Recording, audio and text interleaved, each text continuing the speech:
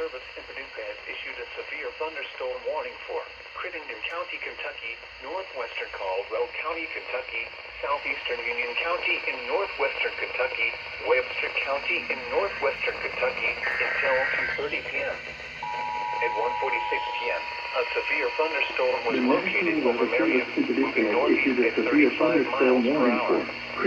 Expected hazards include 50 miles per hour with gusts and quarter-size hail.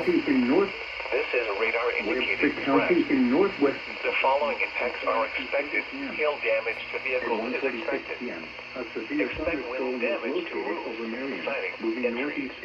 Locations impacted include Providence, Marion, Sturgis, Clay, Dixon, Fredonia, and Beechcroft.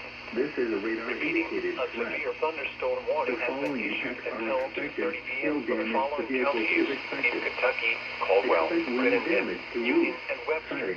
Entries.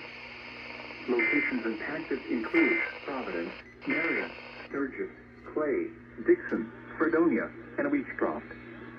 Repeating, a severe thunderstorm warning has been issued until 2:30 p.m. for the following counties in Kentucky: Caldwell, Crittenden, Union, and Webster.